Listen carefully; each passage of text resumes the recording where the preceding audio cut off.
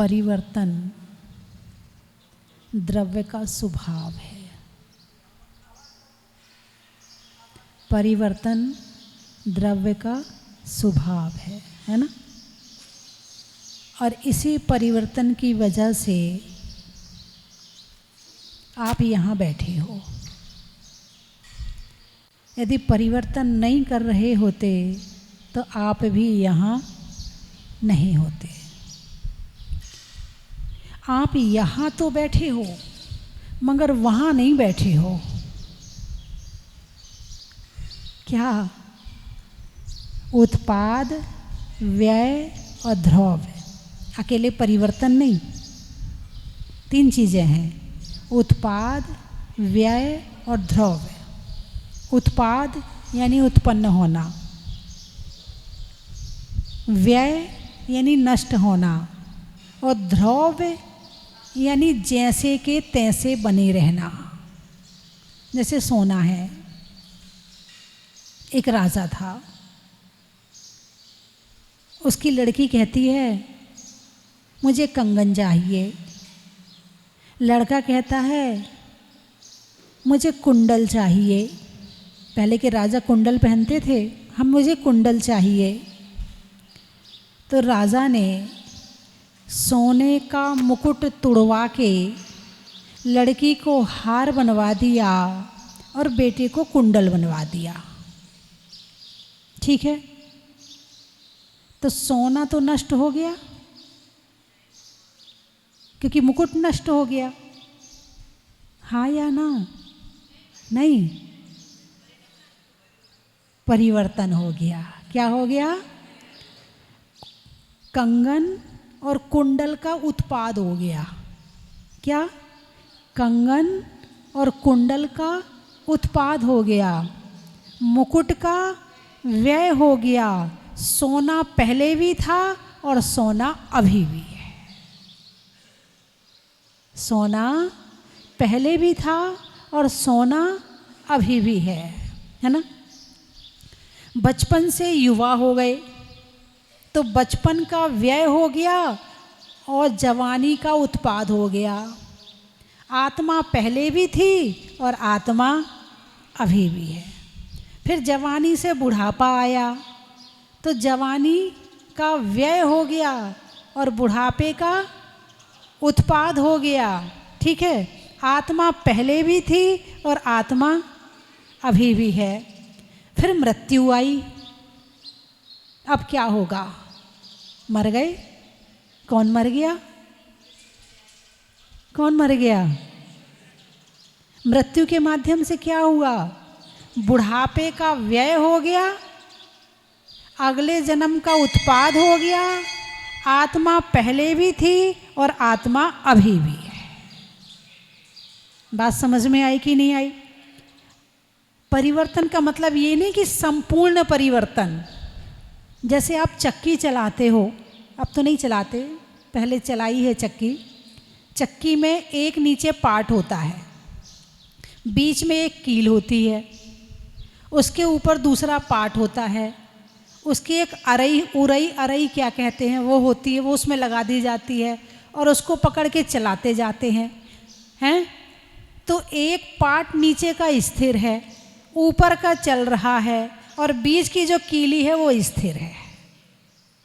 यदि सारे ही चलने लगे तो अनाज पिसने वाला नहीं है। तो किसी भी कार्य के परिवर्तन में संपूर्ण नष्ट कभी भी नहीं होता है। ये द्रव्य का स्वभाव है। क्या है ये? द्रव्य में उत्पाय व्यय द्रव्य युक्तम सत। ये कहाँ का सूत्र है? तत्वार्थ सूत्र का। कौन से अध्याय का? 5वें अध्याय का। कौन से अध्याय का? 5वें अध्याय का सूत्र है उत्पाद व्यय द्रव्य युक्तम सत। पहले तो कहा द्रव्य किसे कहते? बोले सद। द्रव्य का क्या लक्षण? बोले सद द्रव्य लक्षणम। द्रव्य का क्या लक्षण है? सत, जिसका कभी नाश नहीं होता। बोले और कैसा है? किसके साथ में है? बोले उत्पाद व्यय द्रव्य युक्तम सत। यदि पूरा बिल्कुल परिवर्तित नहीं होगा तो भी संसार नहीं चलेगा, सारा परिवर्तित हो जाएगा तो भी संसार नहीं चलेगा। तो एक चीज़ तो स्थिर रहती है और बाकी सब उसमें उत्पाद व्यय करती रहती है। हमें लगता कोई चला गया तो वो संपूर्ण नष्ट हो गया। खूब रोते हैं, खूब रोते हैं, खूब रोते हैं। अरे बोलिए ना, रोते हैं कि नहीं रोते हैं? क्यों रोते हैं? चला गया। कौन चला गया? नष्ट हो गया। कौन नष्ट हो गया? कुछ भी नष्ट नहीं हुआ। क्या कहा? कुछ भी नष्ट। फिर रो किसके लिए रहे हो? परिवर्तन ही तो हुआ है। शरीर का परिवर्तन मिट्टी में हो गया, ठीक है, और आत्मा का परिवर्तन दूसरे शरीर में हो गया। परिवर्तन ही तो हुआ है, फिर रो किसके लिए रहे हो?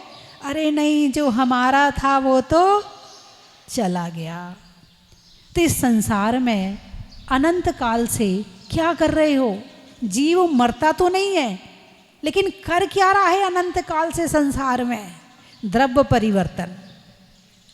जितना पुद्गल द्रव्य है उसको ग्रहण करके छोड़ा। क्षेत्र परिवर्तन। जितना आकाश द्रव्य है पूरे संपूर्ण आकाश द्रव्य में जन्म लेता रहा, मरण करता रहा। क्षेत्र परिवर्तन। काल परिवर्तन।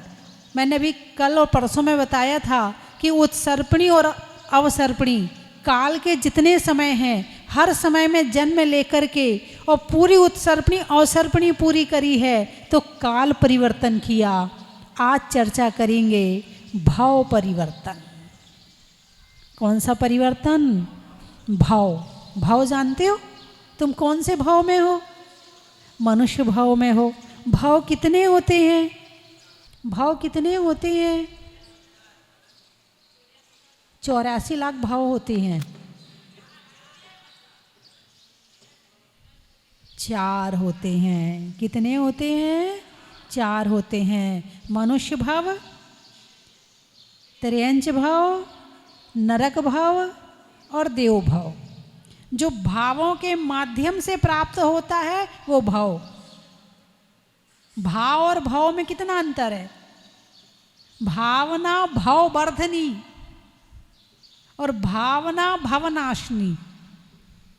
भाव और भाव में कितना अंतर? एक मात्रा का। यदि भाव में से मात्रा निकाल दो तो क्या बचा? भाव। जिसने भाव सुधार लिए उसका भाव सुधर गया और जिसने भाव बिगाड़ लिए उसका भाव बिगड़ गया। तो अनंत काल से क्या कर रहे हैं? भाव परिवर्तन। क्या कर रहे हैं? भाव परिवर्तन। मनुष्य से त्रियंच में चले गए, त्रियंच से नरक में चले गए, नरक से देव में चले, नरक से त्रियंच में आ गए, त्रियंच से फिर देव में चले गए, देव से मनुष्य में बन गए। बस 84 लाख योनियां हैं, बस उसमें ही घूम रहे हैं। और इसमें घूमते घूमते मनुष्य भाव में आए तो क्या लगा? अरे आज मेरा बर्थडे है, बर्थडे आज ही का बर्थडे है, इसके पहले कभी बर्थडे नहीं हुआ।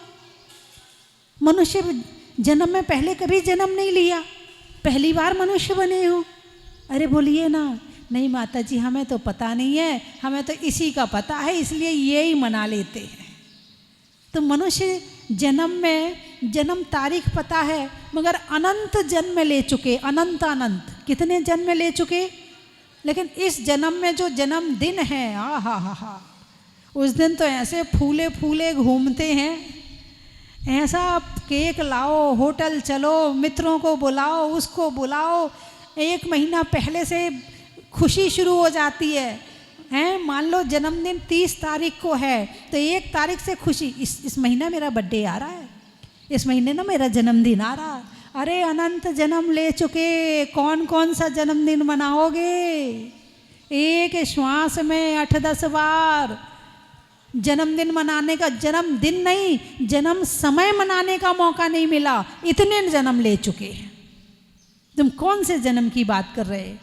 अरे जन्मदिन मनाना है, जन्म कल्याणक मनाओ, भगवान का मनाओ, जिन्होंने इस जन्म पर विजय प्राप्त कर ली है, जिन्होंने अब कभी दोबारा जन्म नहीं होगा ऐसा जीवन प्राप्त कर लिया है, जो भगवान बन गए हैं। यदि कुछ करना है तो इनका जन्म कल्याणक मना के कुछ करो।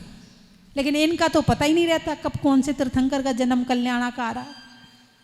और बात रही मनाने की, तो ठीक है, मंदिर में कुछ हो रहा होगा, टाइम होगा तो चले जाएंगे, और नहीं होगा तो नहीं जाएंगे। अरे बोलिए ना, जिनका मनाना चाहिए उनका तो मना नहीं रहे और अपने जन्मदिन मनाने में लगे पड़े हैं। जबकि जीवन में कर क्या रहे हो? जन्म पर विजय प्राप्त करने का कोई काम कर रहे हो कि जन्म पर विजय मिल जाए, दोबारा जन्म ना हो, ऐसा कोई काम कर रहे हो? नहीं कर रहे हो तो जन्म बेकार है।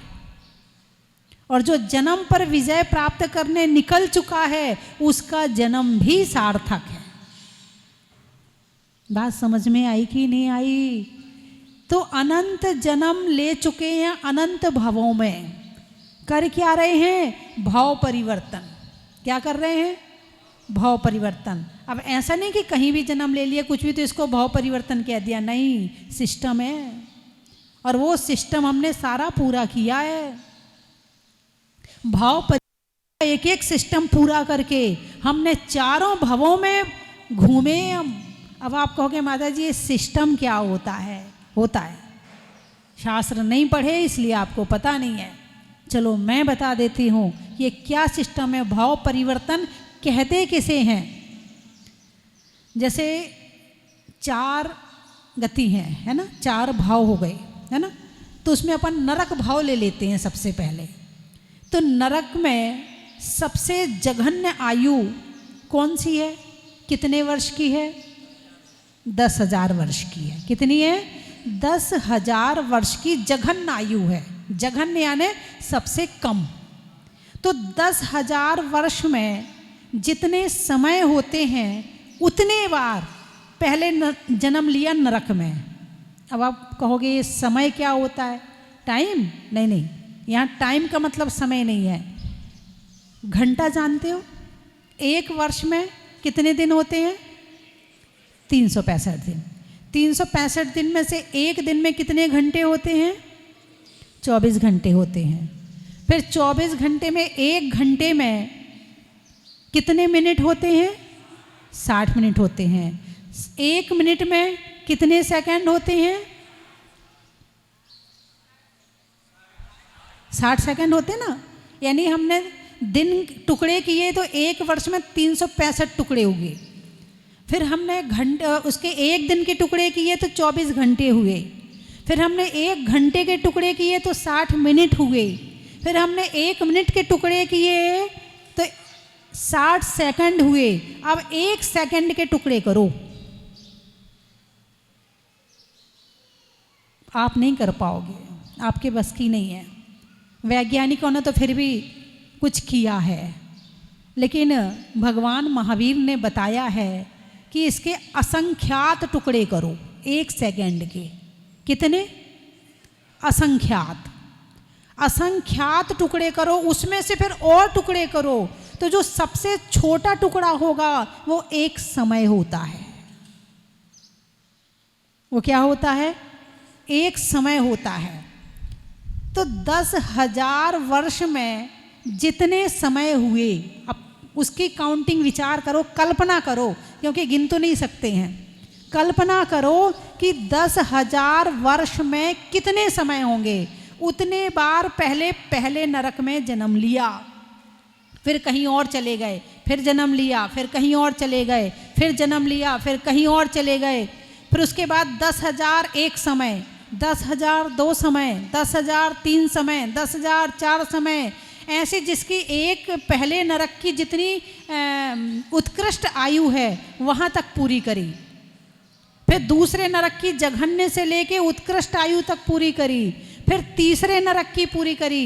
फिर एक बार जन्म लिया, फिर वापस आ गए, फिर घूम घाम के फिर नरक पहुंच गए, फिर जन्म लिया, फिर वापस आ गए, फिर घूम घाम के फिर पहुंच गए। ऐसे पूरे 7वें नरक की तक 33 सागर पूरे किए हैं। तो इसमें होगा नरक भाव परिवर्तन। अभी भाव परिवर्तन पूरा नहीं हुआ, नरक भाव परिवर्तन हो गया। अब आओ देवगति में। तब देवगति में स्वर्ग कहते ना आप देवगति को? अरे बोलिए ना, देवगति को क्या बोलते हो? स्वर्ग कहते। लेकिन स्वर्ग अलग है और देवगति के अंदर तो है, लेकिन स्वर्ग अलग है और बहुत सारे देव उससे अलग हैं। देवास चतुर्णिकाया कहाँ का सूत्र है? कौन से अध्याय का, कौन से नंबर का? पहले नंबर का, चौथे अध्याय के पहले नंबर का सूत्र है देवास चतुर्णिकाया। देव 4 प्रकार के होते हैं, व्यंतर, भवनवासी और ज्योतिषी और कल्पवासी। जो स्वर्ग वाले देव कहते हैं वो कल्पवासी देव हैं, जो ऊपर रहते हैं। 3 तरह के देवों को स्वर्ग वाले देव नहीं कहते हैं, उसको कहते हैं देव दुर्गति। 3 तरह के देवों को क्या कहते हैं? देव दुर्गति। दुर्गति शब्द का अर्थ समझते हो? देव बनना चाहते हो? अरे बोलिए ना। हाँ माता जी बस हमें से देवता बना दो, हैं? ज्योतिषी, भवनवासी और व्यंतर को कहते हैं देव दुर्गति। और जो कल्पवासी देव हैं उन्हें कहते हैं स्वर्ग वाले देव।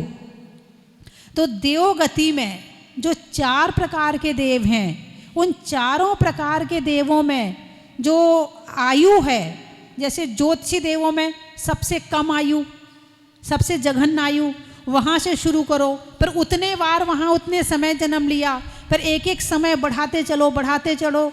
ज्योतिषी का पूरा किया, फिर व्यंतर का पूरा किया, फिर भवनवासी का पूरा किया, फिर स्वर्ग का पूरा किया। अब स्वर्ग में कहाँ तक पहुँचे हो? स्वर्ग कितने होते हैं? 16 होते हैं, ठीक है। उसके ऊपर 9 ग्रैविक होते हैं, उसके ऊपर 5 अनुत्तर होते हैं और अंत में जो है सर्वार्थ सिद्धि का विमान है। तो 16 स्वर्ग और 16 स्वर्ग के साथ 9 ग्रैविक के विमानों में 31 सागर तक की आयु पूरी हम कर चुके हैं। ऐसा नहीं है कि आप स्वर्ग नहीं गए, आप अनंत बार स्वर्ग गए हैं। कितने बार? अनंत किसे कहते? थोड़ी सी इसकी काउंटिंग कर लेते हैं। पहले संख्यात की काउंटिंग करें, गिनो। इकाई, दहाई, सैकड़ा, बोलिए, 1000, 10,000, लाख, 10 लाख, करोड़, 10 करोड़, अरब, 10 अरब, खरब, 10 खरब, नील, 10 नील, पदम, 10 पदम, शंख, 10 शंख, और आगे बस खत्म। चलो, भगवान महावीर ने 27 अंक प्रमाण तक काउंटिंग है अपने यहाँ जैन गणित में। ये तो केवल 15-16 में ख़त्म हो गए, हम 17 या 18 पहुँचेंगे यहाँ तक, बस इससे ज़्यादा नहीं है। भगवान महावीर ने जो गणित बताई है करुणानी योग में, वो 27 अंक प्रमाण है। कितनी? वैज्ञानिक भी वहाँ तक नहीं पहुँच सकते हैं, कोई अर्थशास्त्री नहीं पहुँच सकता, कोई गणित शास्त्री नहीं पहुँच सकता। अब इसके आगे जहाँ के आगे गिन नहीं सकते हैं, तो संख्यात जहाँ तक गिन सकते हैं वहाँ तक हो गया संख्यात। फिर आता है असंख्यात। फिर असंख्यात का भी कुछ मैटर बताया है कि जितने असंख्यात द्वीप समुद्र हैं, सब में सरसों लेके एक सरसों डालते चलो। एक अलौकिक गणित बोलते हैं इसको। यदि कभी कोई आपको कर्म सिद्धांत का ज्ञाता मिले तो उससे कहना मुझे अलौकिक गणित पढ़ा दो। जिसने अलौकिक गणित पढ़ ली है वो असंख्यात तक कुछ समझ जाएगा कि वहाँ तक असंख्यात है। और जो असंख्यात से भी ऊपर है उसको कहते अनंत। क्या? जो असंख्यात के भी ऊपर है उसको कहते हैं अनंत।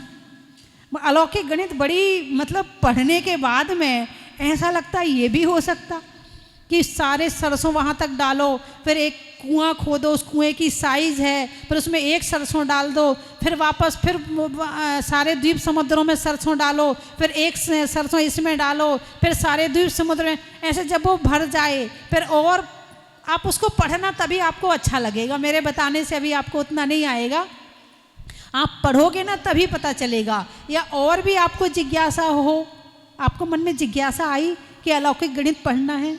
अरे बोलिए ना, सबसे सस्ता माध्यम बता दूं कि किसी के पास जाना भी ना पड़े और पढ़ना भी हो जाए। अरे बोलिए ना, ये जो मोबाइल से आप वीडियो बना रही हो ना, इसमें ही है, इसमें ही डाल देना अलौकिक गणित, आ जाएगा, पढ़ लेना, इसमें कहीं जाने की जरूरत नहीं है। ये तुम्हारा मोबाइल तुम्हें मोक्ष भी भेज सकता है, इसमें इतना मैटर है। इसमें ही डाल देना, निकल आएगी अलौकिक गणित। क्योंकि बहुत से जो सिद्धांत के ज्ञाता हैं उन लोगों ने बहुत अच्छी अच्छी वीडियो बनाकर इसमें डाली हुई है। आपको कुछ भी समझ में ना आए, आप तो इसमें सर्च करो, आपको सब कुछ मिल जाएगा। देवों के विषय में, नरक के विषय में, जो भी आपको चाहिए है। यदि ये दुनिया का बाजार दिखा सकता है तो इसमें पूरा धर्म भी है। तो उसके ऊपर संख्यात के ऊपर क्या आएगा? अनंत। तो हम देव गति में कितने बार जा चुके हैं? देव भाव हमने कितने बार प्राप्त किया है? अनंत बार। कितने बार? अनंत। अनंत शब्द का आप कुछ तो आभास हुआ होगा, कुछ तो भाव भासना हुई होगी कि अनंत कितना होता है। अभी तो आप एक बार जाने को तरस रहे, भगवान बस स्वर्ग चले जाएं, भगवान कहीं मत भेजना भगवान। अब भगवान कहेंगे बेटा शास्त्र तो पढ़, तू अनंत बार स्वर्ग जा चुका है, जहाँ तू जाने की इच्छा कर रहा है वहाँ तू अनंत बार जा चुका है। यदि नहीं गया है तो सिद्ध बनकर मोक्ष नहीं गया है। अब तू वहाँ की भावना कर, अब तू वहाँ का पुरुषार्थ कर, अब तू वहाँ का अभ्यास कर। ये तो सब भटकने के माध्यम से हैं, चाहे देव भाव है, चाहे नरक भाव है, चाहे त्र्यंच भाव है, कोई भाव हो, केवल भटकना ही है यहाँ पर। यहाँ अपना घर कोई भी है ही नहीं है। और कितनी आयु पूरी करी?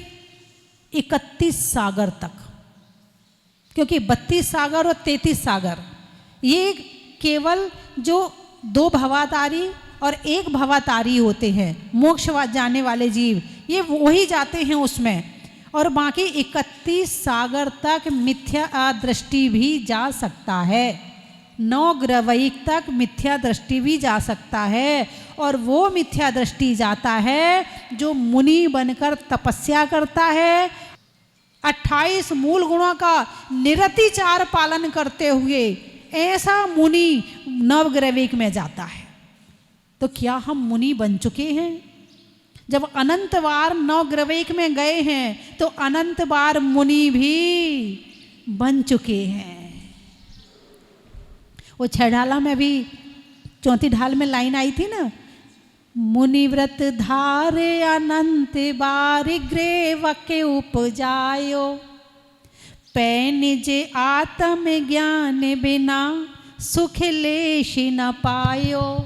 क्या क्या लाइन आई है? मुनिव्रत धारे अनंत बार ग्रेव के उपजायो। यही बात आ रही भाव परिवर्तन की, यही भाव परिवर्तन की। अनंत बार लिखी तो पंडित दौलत राम जी ने है, लेकिन ये उनका अपना दिमाग नहीं है, शब्द तो उनके हैं, लेकिन जो सारी बात है वो भगवान महावीर की है, उनकी वाणी की बात है कि 9 ग्रवैक तक हम अनंत बार जा चुके हैं। कहाँ स्वर्ग जाने की भावना कर रहे हो? तो माता जी फिर कहाँ जाएं?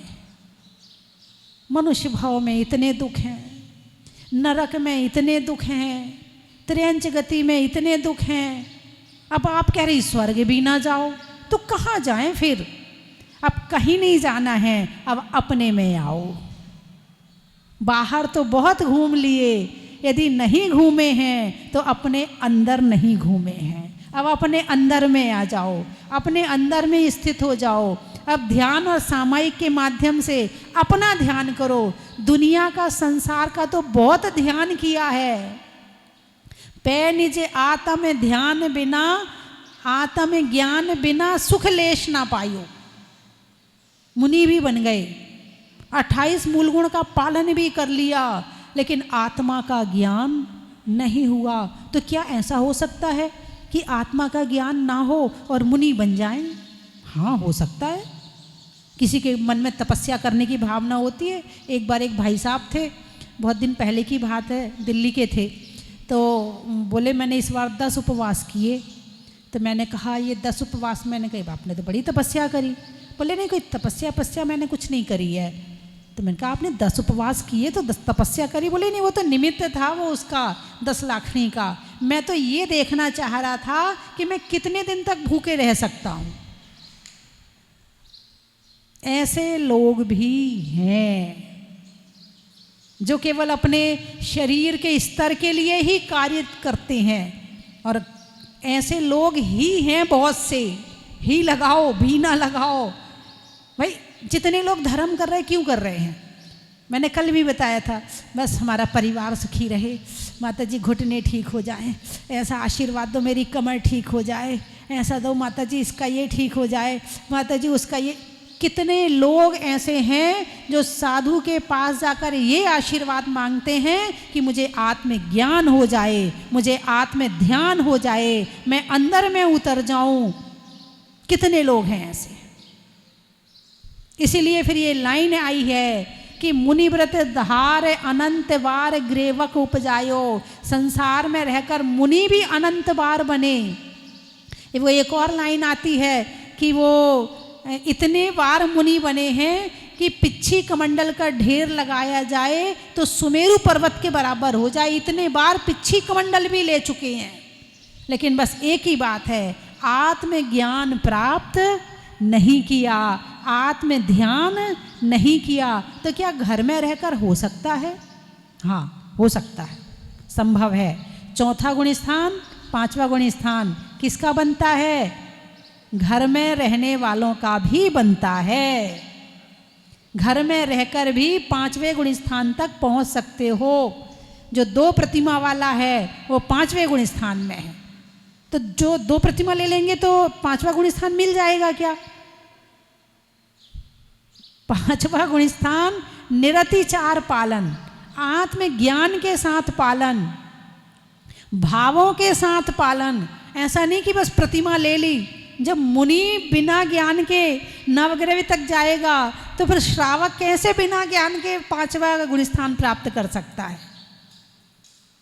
अरे बोलिए ना, मुनिव्रत धार अनंत बार, बोलिए ग्रेवक उपजायो। किसकी बात कर रहे हो? किसी मुनिराज की? नहीं नहीं, जितने बैठे हैं सब की, जितने जीव हैं संसार के सब की। सब ये 5 परावर्तन हर जीव कर चुका है। अभी तक कर क्या रहे थे? फिर वही प्रश्न आ गया, अभी तक कर क्या रहे थे? यही तो कर रहे थे, परिवर्तन। इधर से उधर, उधर से उधर, उधर से उधर, उधर से उधर भटकने के अलावा कोई और काम कर ही नहीं रहे थे। भटकना ही एक लक्ष्य है। हालांकि लक्ष्य नहीं बनाया आपने कि भटकना लक्ष्य है, लेकिन ये नहीं पता है कि हम भटक रहे हैं। आपको लग रहा कि आप भटक रहे हो? आपको तो लग रहा बिल्कुल सही रास्ते पे जहाजपुर आए, गूगल ने बिल्कुल सही रास्ता बताया। हाँ, कभी कभी ये गूगल गलत रास्ता भी बता देता है, गांव में गाड़ियां घुसा देता है। हाँ, ये गूगल ने बिल्कुल सही रास्ता बताया है। ये गूगल तुम्हारे सड़क का रास्ता तो बता सकता है, मगर ये गूगल तुम्हें मोक्ष का रास्ता नहीं बता सकता, और बता भी देगा तो चलना तो तुम्हें ही पड़ेगा। जिसको ये भान हो गया कि हम भटक रहे हैं, वो ही मोक्ष के रास्ते पर चलना शुरू करेगा। और जिसको यही भान नहीं है कि हम भटक रहे हैं, तो वो कुछ भी करने वाला नहीं है। वो तो आराम से खाएगा, पिएगा, मौज करेगा। है, अभी तो हमारे खाने खेलने के दिन है। बुढ़ापे में भी जवानी, जीन्स शर्ट, बुढ़ापे में भी है। मेरी सास ने तो मुझे पहनने नहीं दिया। बहू तेरी जीन्स दे दे मुझे, मैं तेरी तो पहन के शौक पूरा कर लूँ। नहीं नहीं, आपकी बात नहीं कर रही हूँ। अभी किस में उलझे हो? कपड़ों ही में उलझे हो, खाने में उलझे हो, घूमने में उलझे हो, मौज मस्ती लेने में उलझे हो। दिमाग आत्मा तक पहुंचता ही नहीं है। और यहां सुन रहे हो, थोड़ी देर को सुन लोगे, हाँ माता जी सही कह रही हैं, और जैसे ही यहाँ से उठोगे फिर वापस वही 99 का चक्कर। तो क्या किया, क्यों किया? खुद की गलती से भाव परिवर्तन कर रहे हैं, किसी दूसरे की गलती नहीं है, खुद की गलती से। समय हो गया है, कल बताऊंगी त्रयंच भाव परिवर्तन। आज कौन कौन सा हो गया? नरक भाव परिवर्तन, देव भाव परिवर्तन, अभी वो भी थोड़ा ही सा हुआ, अभी और बताऊंगी। और कल मनुष्य और त्रयंच और थोड़ा बहुत देव का और बताऊंगी। तो आप लोग कैसे सुनेंगे? सुनना है कि नहीं सुनना? पहले तो ये बात है, सुनना है कि नहीं सुनना है? सुनना है। आपके मोबाइल है? चलो उसको निकालो, उसमें सब्सक्राइब कर लो। पंडित जी बताओ क्या सब्सक्राइब करना है? स्वभाव में नर्म का, भोजन में गर्म का, जीवन में धर्म का बड़ा ही महत्व है। बच्चों में नर्तन का, रसोई में बर्तन का, और नहीं करने में अभाव परिवर्तन का बड़ा ही महत्व है। अनाज में चने का, गर्मी में पने का, और भाव परिवर्तन से छूटने का। कहाँ कहाँ से आए हो? पानी गांव? अच्छा वहाँ पानी पानी है क्या? अच्छा। नदी में नाव का, मनुष्यों के अच्छे स्वभाव का, और आने वालों में पानी गांव का बड़ा ही महत्व है। जनवरी में जाड़ा का, जाड़े में काढ़ा का, और आने वालों में साग बाड़ा का बड़ा ही महत्व है। और छिंदवाड़ा का बड़ा ही महत्व है। और कहाँ से? चौसर, सौसर। अच्छा, शरीर में सर का, पक्षी में पर का, और आने वालों में सौसर का बड़ा ही महत्व है। गोटे गाँव। अच्छा, सुधरने में भाव का, शरीर में पाँव का, और आने सुधरने में भाव का, शरीर में पाँव का, और आने वालों में गोटे गाँव का बड़ा ही महत्व है। दमोह, दमोह। छोड़ने में मोह का, वस्तुओं की टोह का, और आने वालों में दमोह का बड़ा ही महत्व है। जंगल में शेर का, फलों में बेर का, आने वालों में अजमेर का बड़ा ही महत्व है। भीलवाड़ा से महिलाओं में कड़ा का, भोजन में बड़ा का, आने वालों में भीलवाड़ा का बड़ा ही महत्व है। सूरत, प्रभु की मूरत का, मनुष्यों की जरूरत का, और आने वालों में सूरत का बड़ा ही महत्व है। गाने में सुर का, नृत्य में नूपुर का, आने वालों में जयपुर का बड़ा ही महत्व है। कर नमन महावीर को हर बार रे, तेरी नैया वो तिराए, सहज में भव पार रे। कर नमन, हाँ कर नमन महावीर को हर बार रे, तेरी नैया वो तिराए, सहज में भव पार रे। कर नमन सत्य अहिंसा की अलौकिक ज्योति से, सत्य अहिंसा की अलौकिक ज्योति से, आलोकित की ना सकल संसार रे, आलोकित की ना सकल संसार रे। कर नमन, हाँ कर नमन महावीर को हर बार रे, तेरी नैया वो तिराए, सहज में भव पार रे।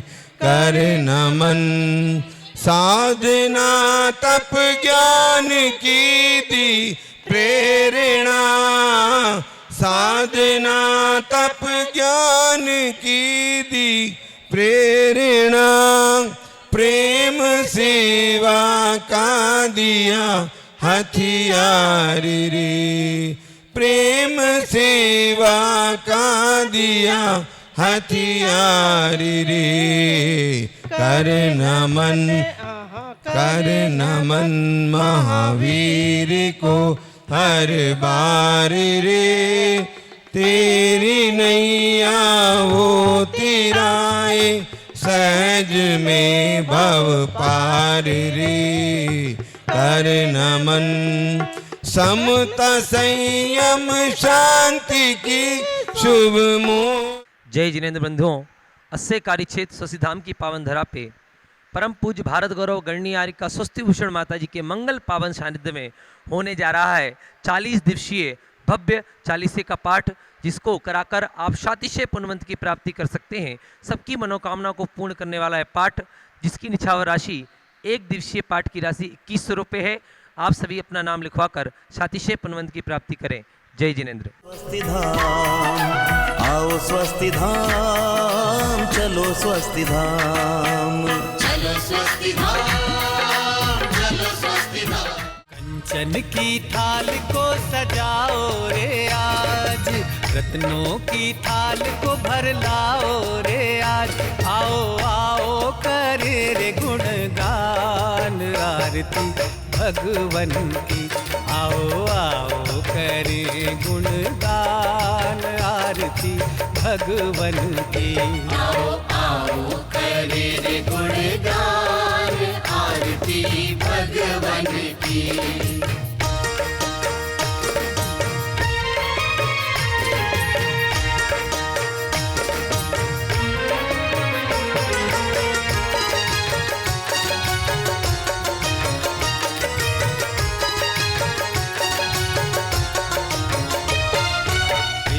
सुमित्र के राज दुलारे, माँ पद्मा जी के नैनों के तारे।